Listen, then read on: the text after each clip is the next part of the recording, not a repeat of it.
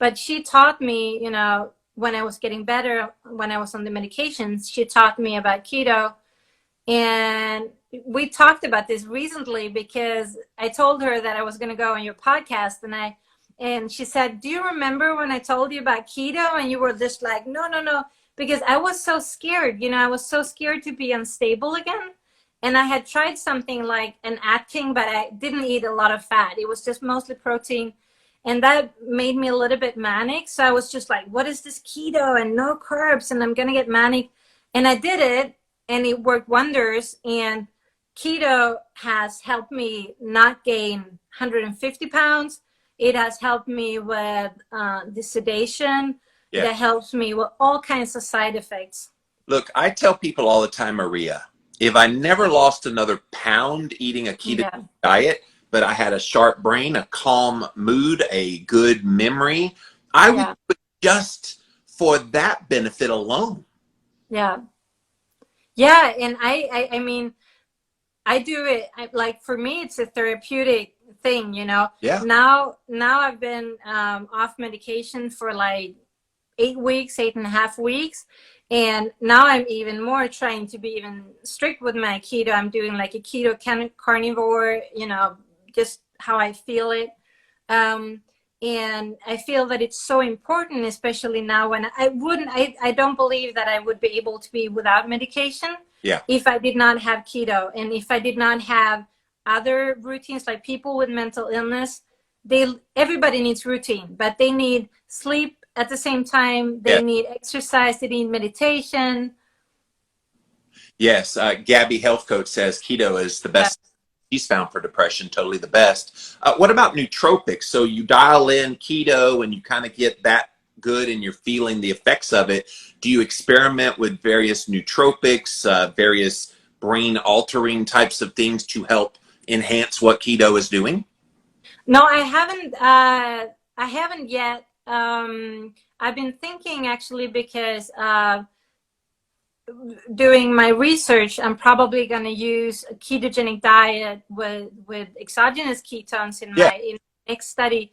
So I've been thinking about, you know, trying that. The thing is that we don't really have a lot of products here. So if I wanted to buy something, I needed some of my American friends to ship it to me, or buy it on Amazon and get it shipped. And I'll hook you up if you need some help. Yeah, I'd love that. I haven't tried anything really. And I've tried MCT a little bit, but I think for me, my ketones get really high. Like, I'm not, even though I'm overweight now, I have a lot of fat mass still. I have a very tiny muscle mass. I have a very tiny skeleton.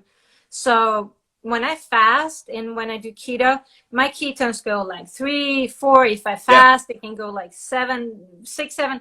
If I do OMAD, they like 2, 3 millimolars. Keto can be hard. Tabulating, measuring, baking, taking 3 months to perfect one recipe, and to mixed reviews. Did something die in here?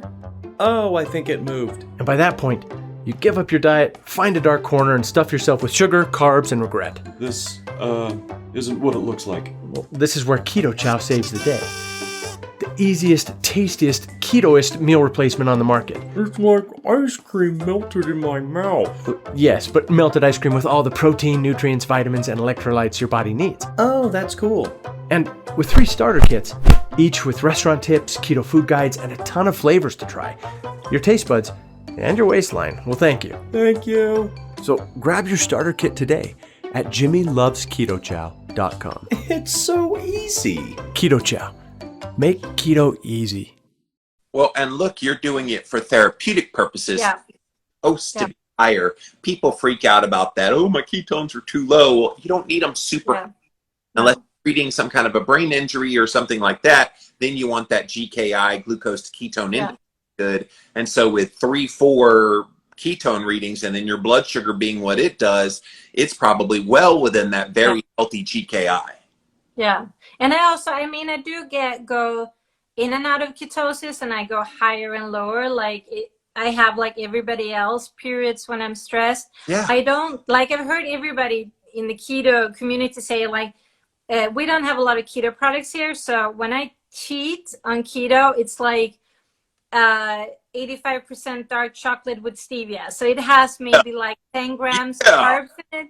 Yeah. So it has a little bit of carbs in it from milk, sugar and stuff. But I don't do sugar. I don't do like normal carbs either. Right. But I can buy sugar-free ice cream or, you know, and then my ketones drop and I don't feel as good. And then I have to go carnivore a little bit or fast. And you realize it's not worth it to put that crap in your mouth. And we all want the little sweet treat every now and then. I get it. I will have that. Yeah. Look, you're 8 weeks off of the meds. You seem very happy, very zest for life. I can see it in your face. Like, kudos to you for finding this. So when did you start keto/carnivore?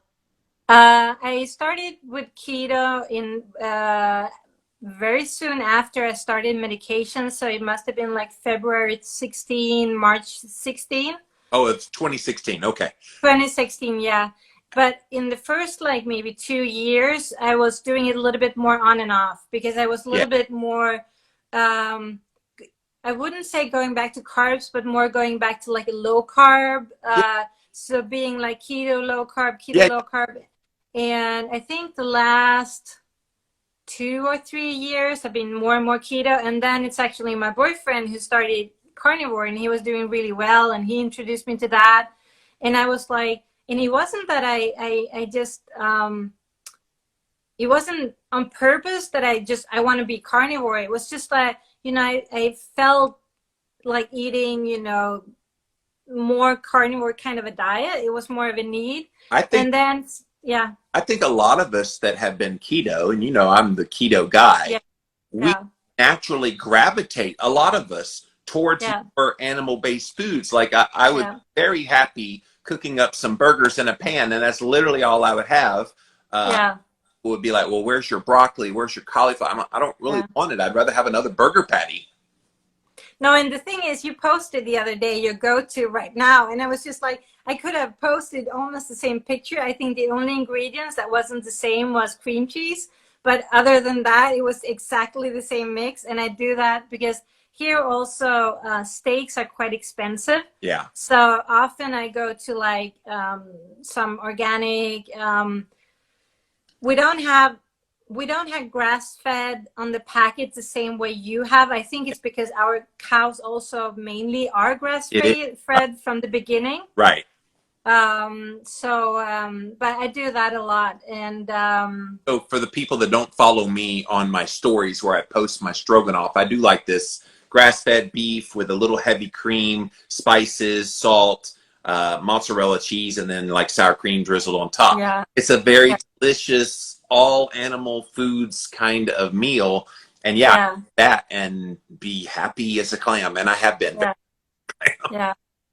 And it's also, I think that when you cut the carbs, you also get more sensitive to carbs. And we know that for a fact. I mean, there's studies showing with refeeding after keto, how you have this, you know, adaptation in your metabolism. So I think that cutting more carbs is also that when you then eat carnivore and then you just maybe eat 10 grams, or we don't have net carbs here. We just, you know, exclude the fibers. But then in 2025, you suddenly feel that is a lot, you know, because you're maybe used to 5 grams of carbs or 0 if you do carnivore. And I also think I heard you say recently, or maybe at the symposium, about when you do more of a carnivore kind of diet, you have less cravings. Because I suffered, I don't know how it's going to be now when I'm without medication, but one of the side effects of the medication, of course, was an effective metabolism, but also like this, the hunger I had when I was a bikini fitness athlete was minor in compared. Like you wake up during the night, you're not awake, you just binge, you wake up in the morning, you don't even remember what you've been eating, you overeat.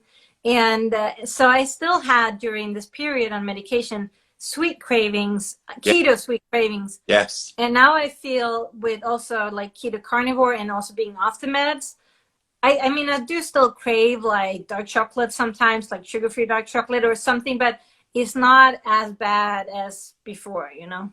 Compared to where you were? Yeah. light years better. And Yeah. that you've weaned yourself off of this medication that, quite frankly, a lot of these doctors in the past said, you're just going to have to do this the rest of your life with progressive higher and higher dosages.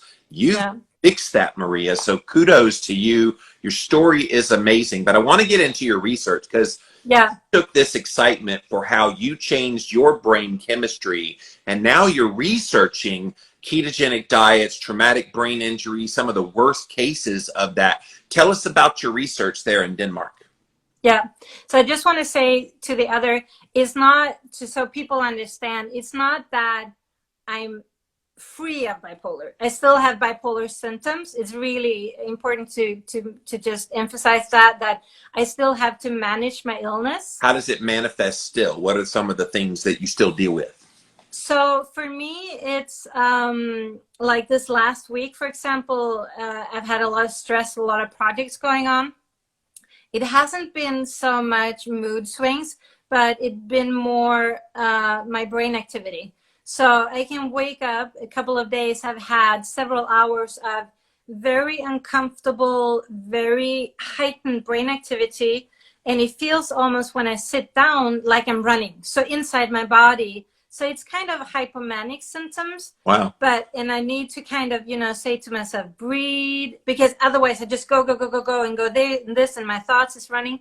And then just in the afternoon, maybe, or the day after, I just crash and I can't think. So it's more that my mental energy levels are going like up and down, So in those moments, I wonder, is breath work, is meditation helpful? Yes. So I feel that when I get stimulated, if I feel like that, and if I go work, like I write emails and then I write one email and then I think of something and I pause that email, I write another email, and then I look on social media, I kind of enhance that thing. But if I just say to myself, okay, stop the stimuli, just shower, do some breath work, meditation, I always feel that when I wake up in the morning after sleeping, I always feel balanced. Yeah. But when I start going during my day, this hyperactivity in my brain can be triggered again. Yes. And I think when I get depressive symptoms, it's like rest, go out for a walk, maybe go exercise, fast, stop eating, doing stuff like kind of heighten you again. So it's just, it takes a lot of effort to manage your illness without medication. I also need to say that you also always need to have your doctor in on this. I don't want to inspire anybody to quit their medication overnight and go keto, because they need to do this with their doctor. Goes to say with any condition, if you're diabetic, if you've got heart disease, all the.